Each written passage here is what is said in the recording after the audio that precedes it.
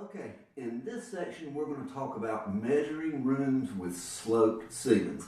And these measurements are really pretty simple. Just follow the rule and you'll have no trouble with these. And I picked this room because this is the perfect example. Got a sloped ceiling on both sides of the room, so it'll make this really easy.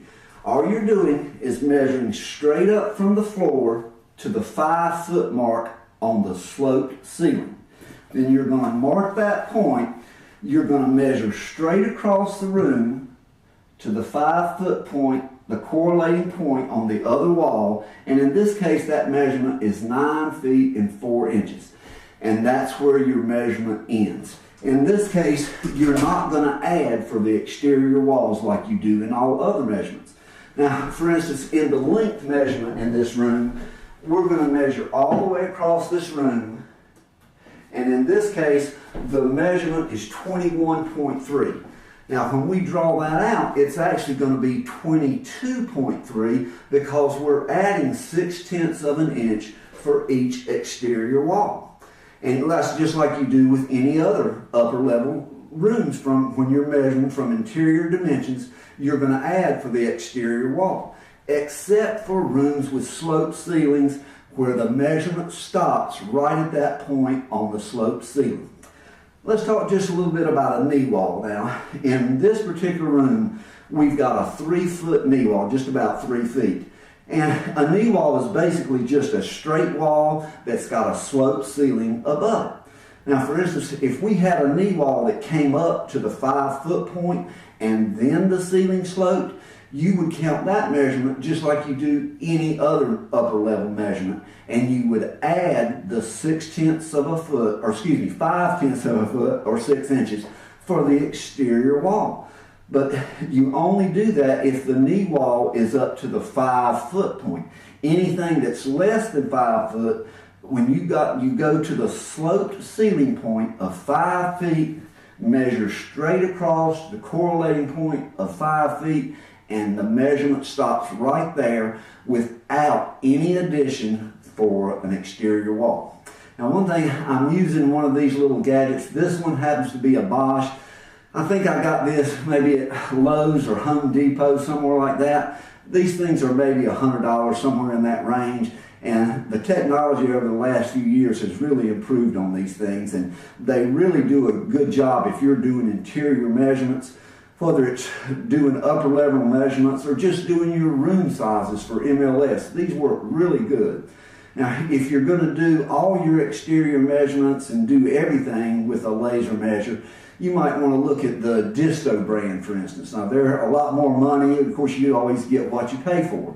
But for most measurements that agents and a lot of appraisers, this is all that they need on there. But you might want to look into one of these, and you can do a lot of the measurements by yourself without having to take a partner with you.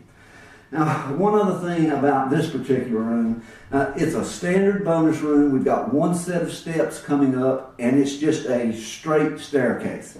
Remember to include that space in your square footage. You're going to draw this rectangle out, and then you're going to raise that staircase and count that in the upper level square footage. So the staircase is part of the measurements for this room. And a lot of times, you'll have a rectangle. Now, in this case, the width measurement now is only 9 feet 4. Those steps are about 10 feet in this case. So you are going to have some kind of a little jut out for the steps. Just always remember that the staircase is finished square footage, just like everything up here. But on rooms with sloped ceilings, just follow the ANSI and the North Carolina rule. It's really simple. Measure from the floor up to the 5-foot point. Measure straight across the room, same 5-foot point on there, and the measurement stops at that point with no addition for an exterior wall. Okay, let's move to the next measurement now.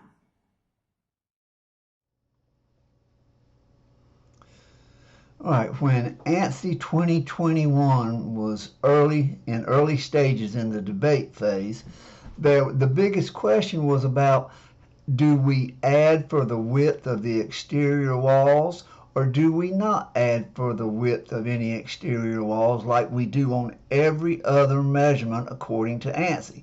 So that's the focus of this video. However, what does ANSI say? ANSI says, quote, the floor under sloped ceilings must have a clearance of at least 5 feet, and at least 1/2 of the room's finished area must have ceilings of at least 7 feet. So if 10 people read that, we're going to get, 9 versions of exactly what that means. And that's probably one of the most difficult parts about measuring rooms with sloped ceilings, and why it's good to get a second opinion on that stuff. And I'm going to show you a couple of sketches to give you an idea of what that means. And I mean, if you really, people always say, well, how do I measure 7 feet? Well, you don't measure it exactly, you guesstimate it.